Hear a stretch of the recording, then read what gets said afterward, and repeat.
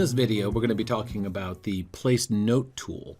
And we're going to start off by going to the Annotate tab. This is where the Place Note tool is located. It's under the Notes group. It's called Place Note. You can click on the icon.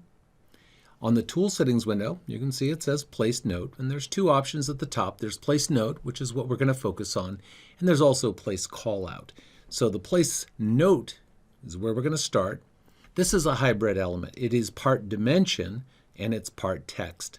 So the dimension styles dialog is available here, and on the text editor you're going to see there's text styles, so we can change things there. So we're going to start off by talking about some of the options on the tool settings window, like text rotation, location, start at, horizontal attachment, and what do these icons down here do.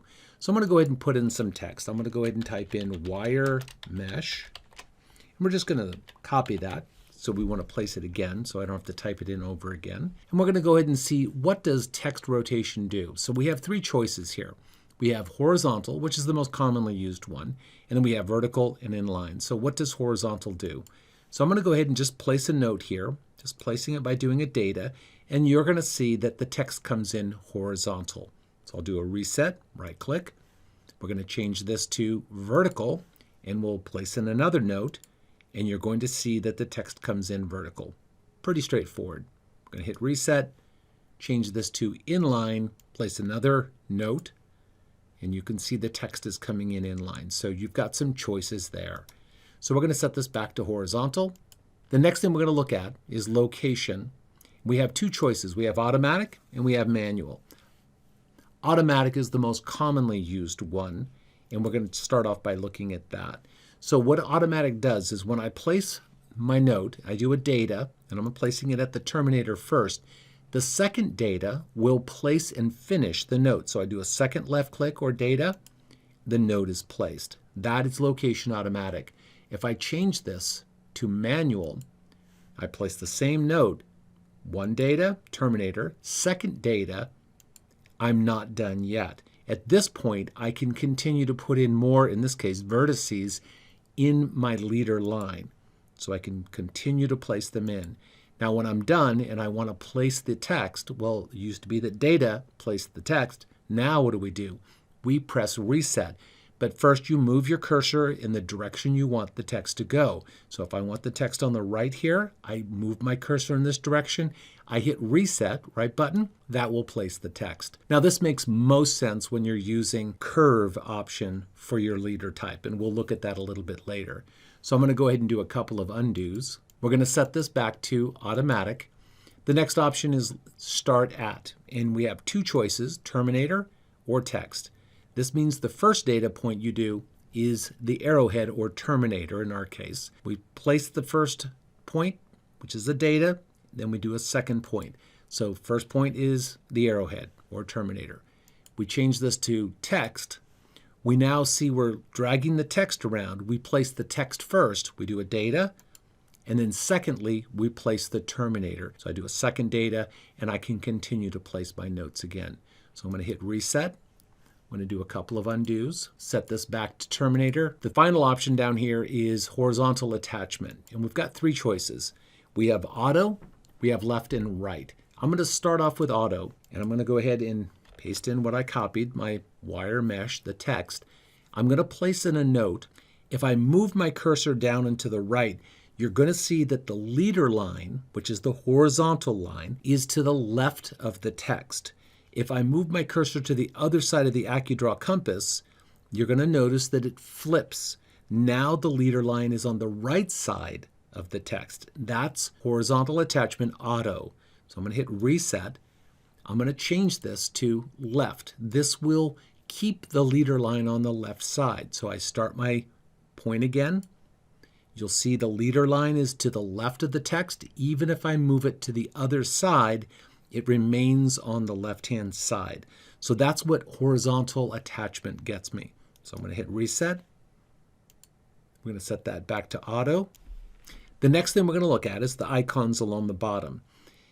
The first icon is for annotation scale, which is currently not used at Caltrans. So you shouldn't be turning that on unless, again, you are specifically instructed to do so. The next two icons have to do with association. We're going to be looking at the first association icon. It's the one in the middle. I'm going to click on that. Now I'm going to put some text into my text editor.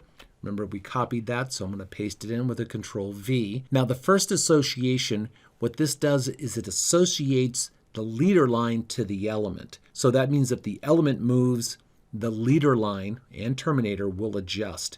The last icon, which is enable to create relative association to elements, this one will associate the entire note, the text and the leader line, to the element. So if the element moves, it will actually not only move the leader line, but it'll move the text. So let's go ahead and look at the first one, which is going to be just associate to the element. So let's go ahead and place in this note. I'm going to be using nearest snap, and I'm going to be snapping to the element. Now, if you are using association, in order for it to be associated, you have to snap to the element.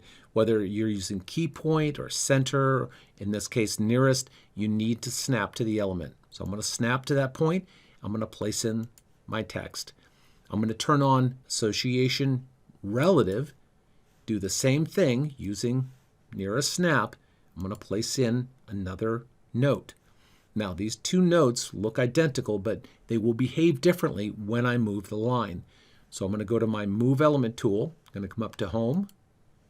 I'm going to come over to Manipulate, go to Move, and I'm going to move this line. And when I move the line down, watch what happens to the two notes. You'll notice this note, the text remained fixed. This note, the text moved along with the leader line.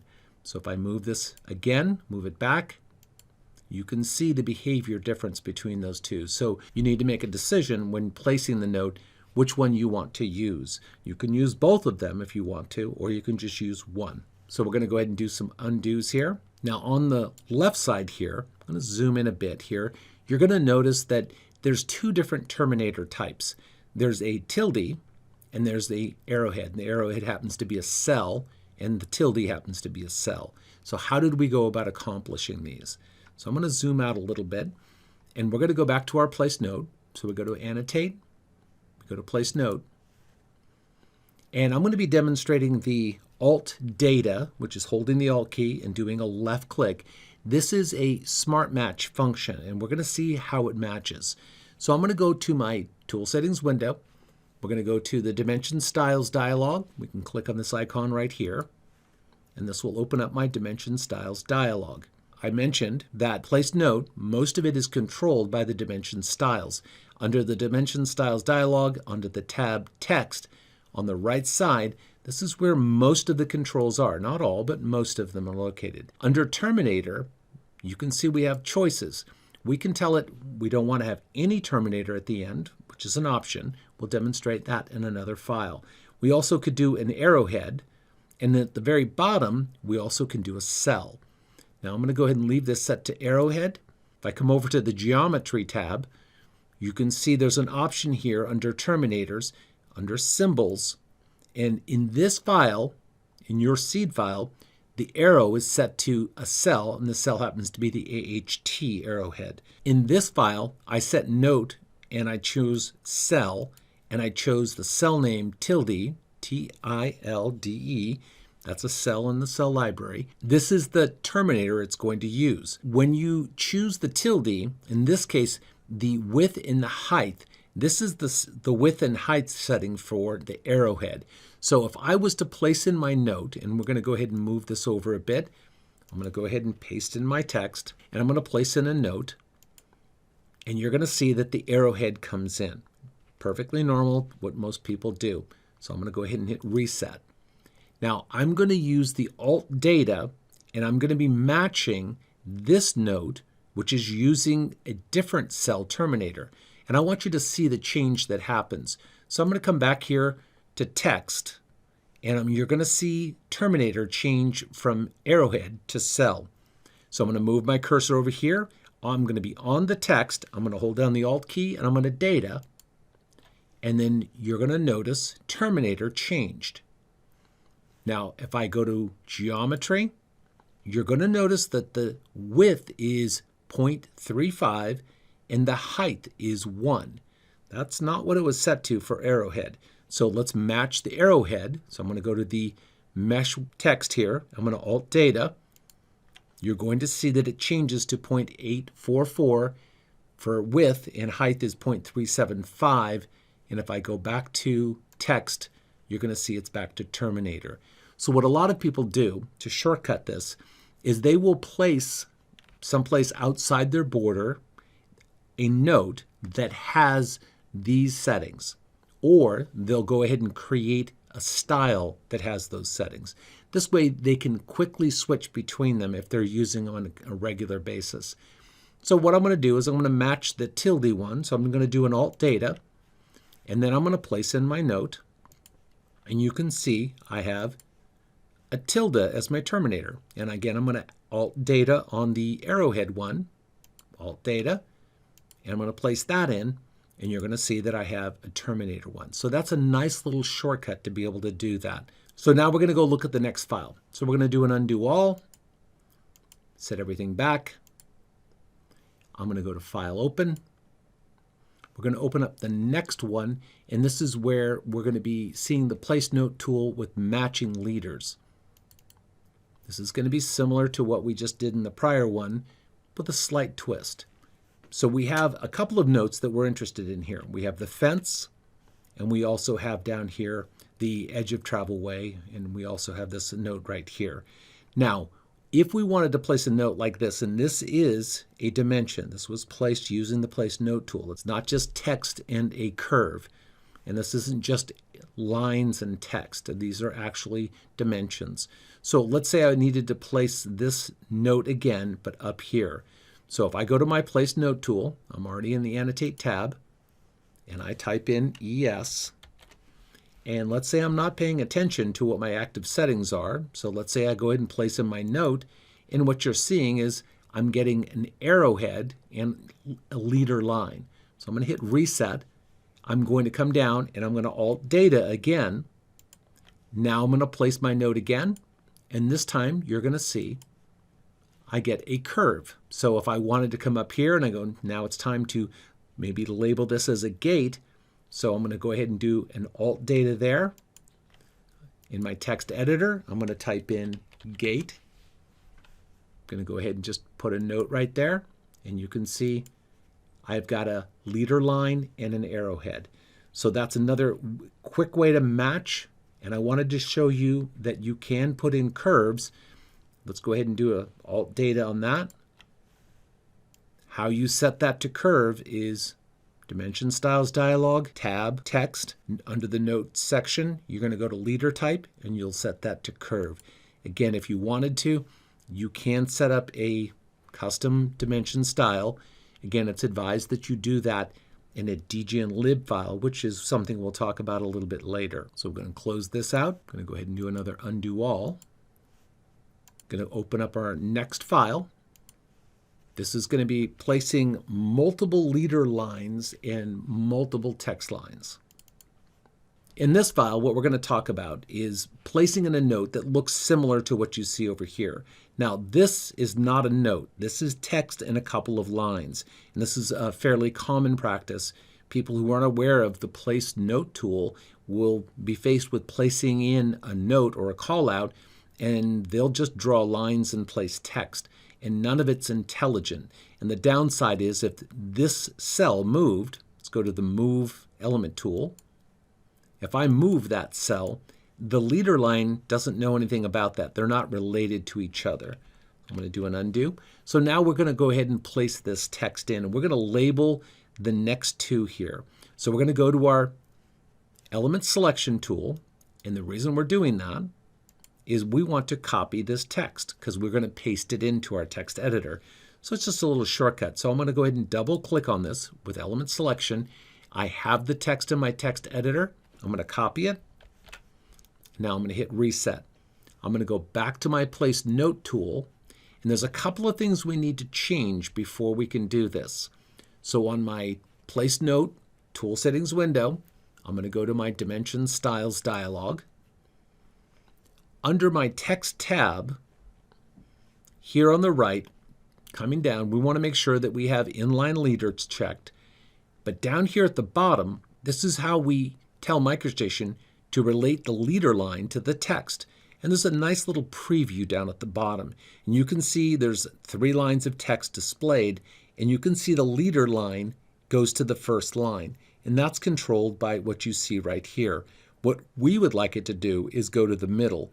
So you can use these up and down arrows, or you can just simply double click. I'm just going to double click here. You see the preview change down here. Now I'm going to do this for both sides because it's dynamic. So now I've changed that.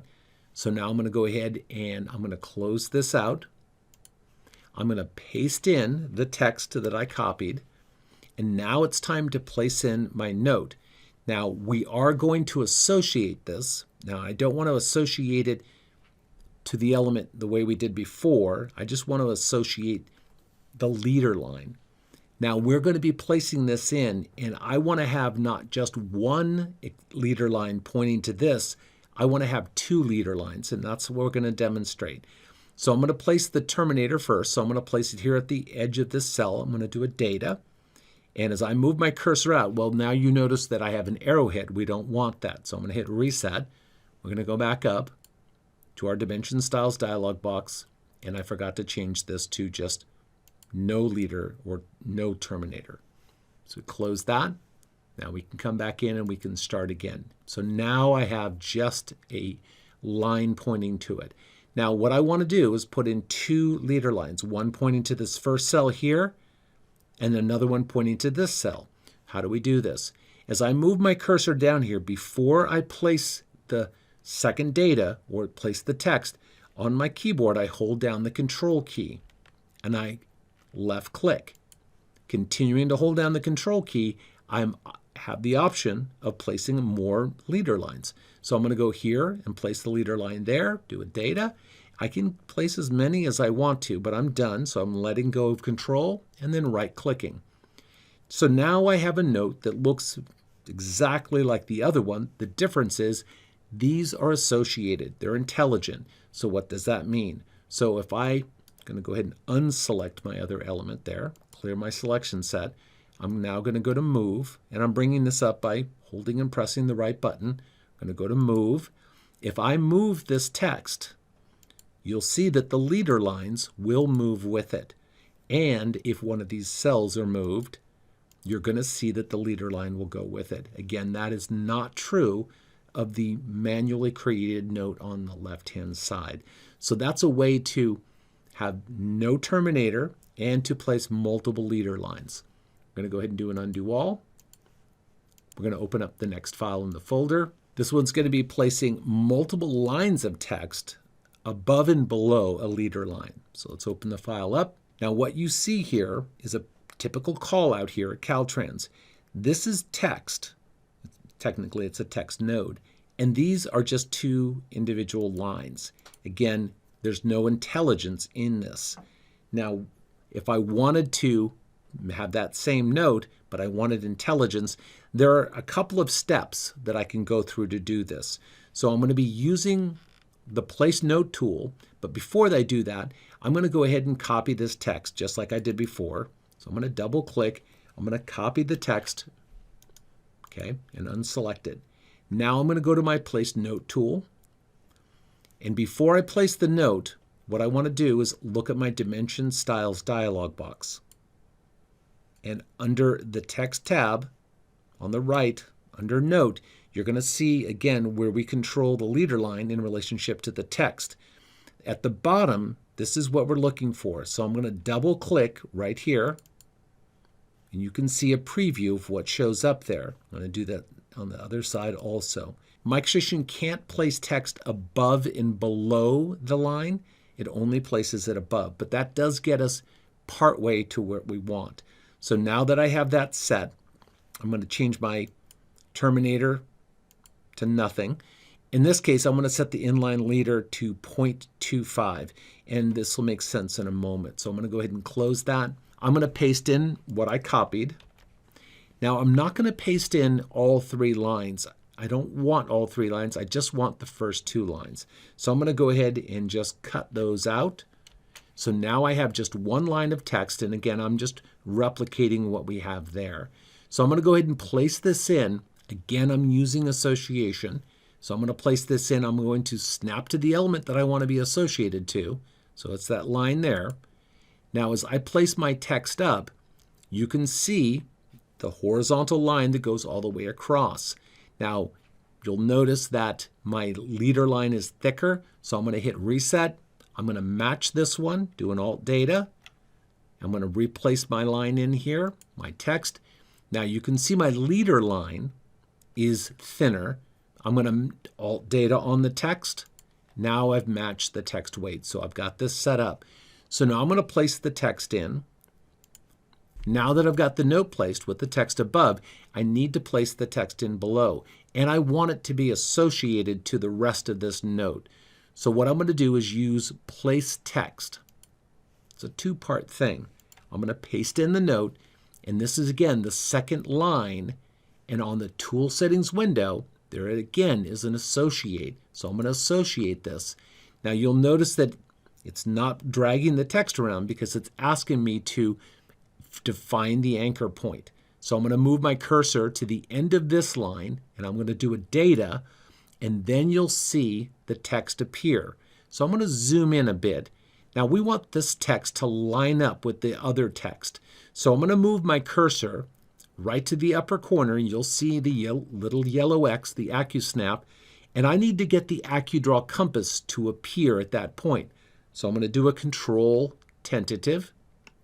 That gets the compass there. Now I can just move my cursor down, and I'm guaranteed that I'm lined up. So I'm going to move it down just below what looks nice. I'm going to do a data, and now I have text above and below. Now the benefit here, I know that was a little bit extra effort to go through there, but the benefit is this text is now associated to that point, and this point is a note. So if I go to, let's say, for example, my Move Element tool, so I'm going to press and hold the right button, go to Move. If I move this text, you can see the whole thing goes together. Now, if I move this text, you can see it's not associated that way. But if I move the dimension text up here, you can see it moves along with it and behaves intelligently. So that could be a big benefit. And because I used association, the element that I associated this to, if I move it, you can see that gets moved along too. And even if this line that I snapped to was in a reference file, that would also be associative. So let's go ahead and do an undo all. Next file. We're going to go to File Open. We're going to go to Insert Text Field and Text Favorites.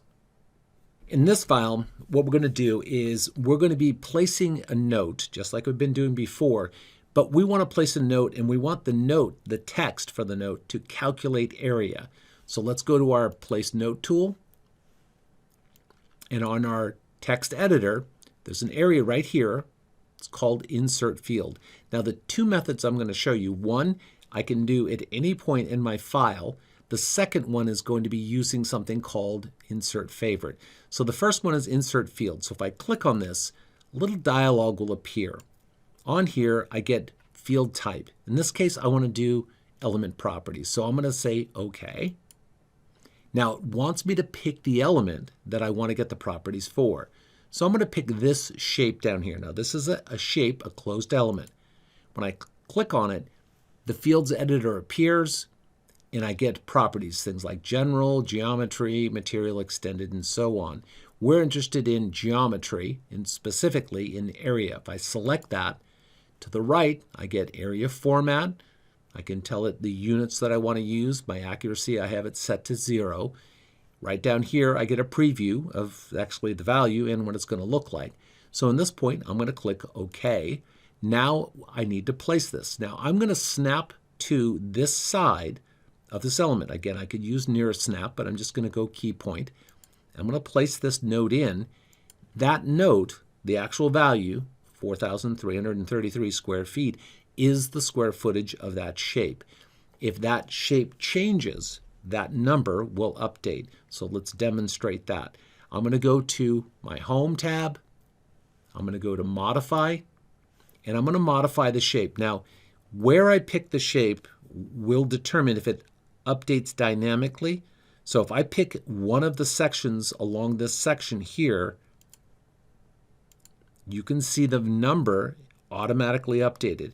But if I choose one of the other sides over here, you see that it didn't update. Now, it did change, but it didn't reflect that. I'm going to bring up my key in browser. And if you look at my history, there is a key in MicroStation. It's called Field Update. You've got several options, All or File. I'm going to do Field Update All File. Now, when I double click on this, watch the value here change.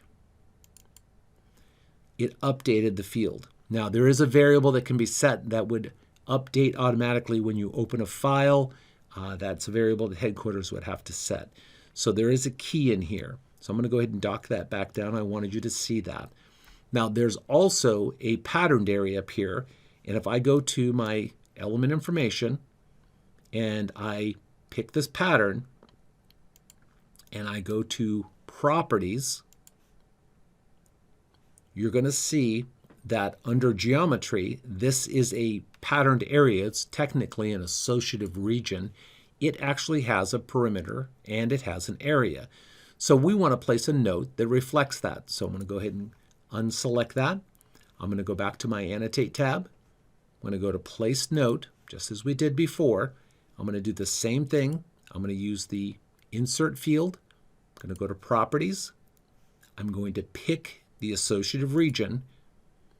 Again, there's my area. I'm going to select that. I'm going to click OK. And I'm placing a note, so it wants to know where I'm placing the note. Now, I am snapping to this. That means that I placed the hatch pattern and I made it snappable. So I did this on purpose. So I'm going to place my note in, pointing out, and there it is. Now, again, if I update this, if I go to my Home, under Modify, I go to Modify Element, and if I modify this, you're going to see that it doesn't update. We need to do the update field again. So I can just run that key in again, and you can see it will update that value.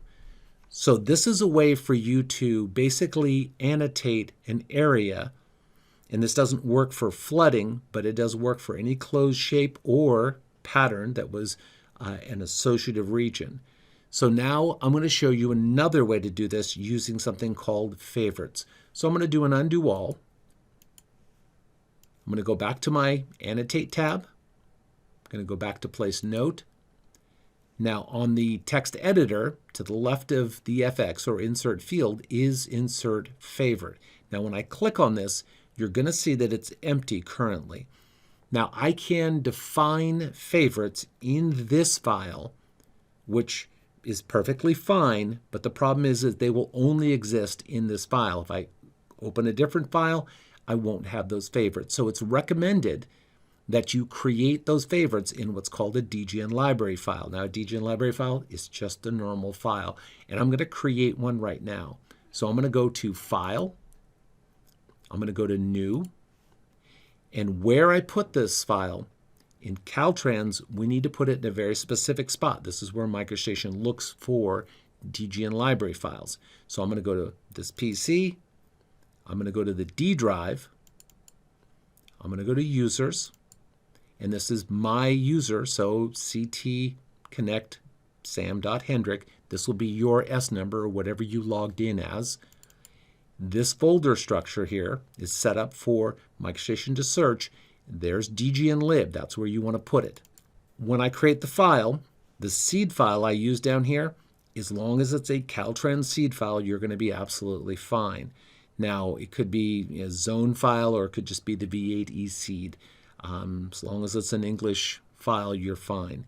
The file name, technically the file name could be whatever you want, but the extension has to be .dgnlib. It could be uppercase or lowercase, doesn't matter. So the name of the file, I'm just going to call this text faves. And I'm going to make it uppercase, DGNLIB. I'm creating it in this specific folder. That's where MicroStation is going to look. So I'm going to hit Save. And now I am in that file. So I'm going to go to either Place Text or Place Note. Technically, it doesn't matter. So I'll go to Place Note. what we want to do is get the text editor up. Now we go to Insert Favorites and we come down to Manage.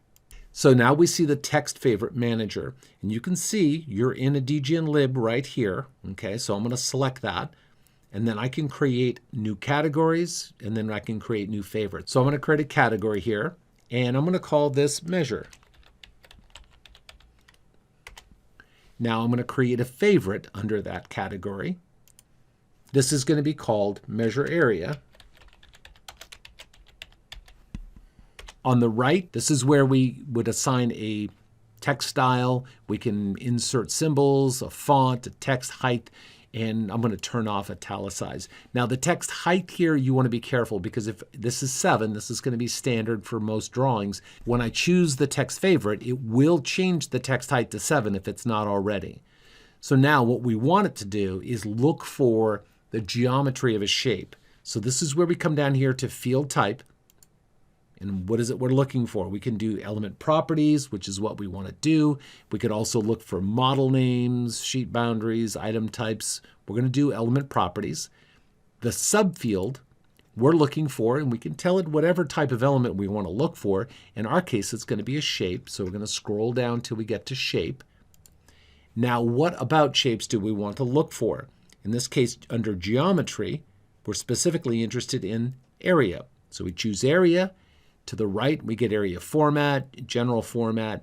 The only thing we need to do here is our accuracy. I'm going to set the accuracy to 0 because we're doing square footage. And then I'm going to click Accept. And now I get shape and area. Now all I have to do is a save.